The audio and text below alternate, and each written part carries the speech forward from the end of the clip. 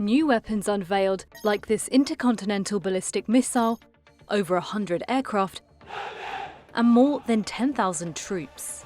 The huge parade in the heart of Beijing marked President Xi Jinping's ambition to transform China from one of the world's biggest arms buyers into a maker of all the weapons it needs for itself, and an increasingly formidable exporter on target to hit $3.2 billion across dozens of countries. Analysts believe China's motivation for this huge expansion goes beyond the financial. Here's why. For much of its history, the People's Liberation Army, or PLA, relied on foreign military equipment, particularly from Russia, like this jet fighter. But in recent decades, Beijing has invested heavily in state-owned and private sector defence companies. Self-reliance is a fundamental part of what China does in terms of military technological development. It needs to be able to supply equipment and capability very quickly to the Chinese military. And if it relies on a foreign country to do that, then the ability of the PLA to respond to any contingency effectively and efficiently and quickly is compromised. The parade, to commemorate 80 years since the end of World War II, following the surrender of Japan, fits Xi Jinping's modernization push. For China, this is a question of prestige. Over the last 6 years, China has made a lot of inroads in a lot of areas of military technology, and so this parade is an opportunity for China to demonstrate the growing power of its defense industry. China's defense imports have been steadily dropping, reaching its lowest point in the period of 2020 and 2024. At the same time, Beijing has emerged among the world's top 5 arms sellers. But China's share of the global arms market has so far failed to expand much further. We said at the time, okay, China's moved very quickly into a strong position. We're likely to see China move into the top 2 or 3 exporters. But we haven't seen that because the scope of China's defense export customers is quite limited. Chinese arms attract buyers in the global south for several reasons.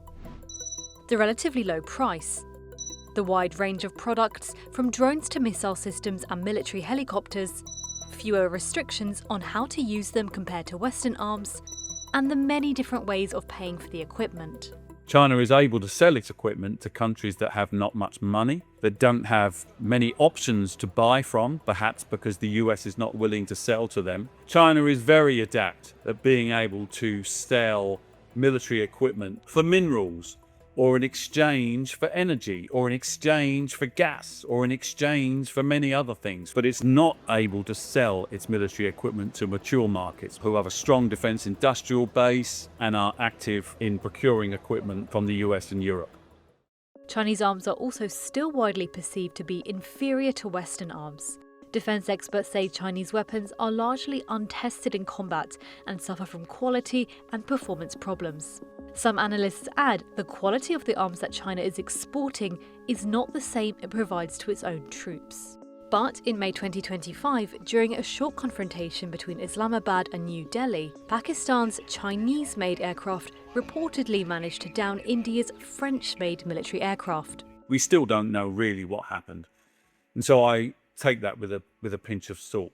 But what I would say is that as Chinese defense equipment has continued to increase in quality over the last 20 years, the quality that it exports has also increased, even though it is not as strong as some of the Western counterparts, for sure.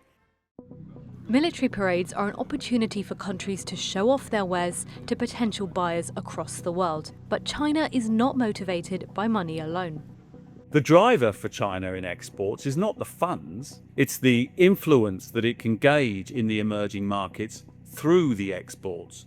When China exports helicopters to Cambodia through the provision of soft loans, China does not do that because it needs the money. China does that because it can gain a strategic and diplomatic influence in the country through which it can exercise its power.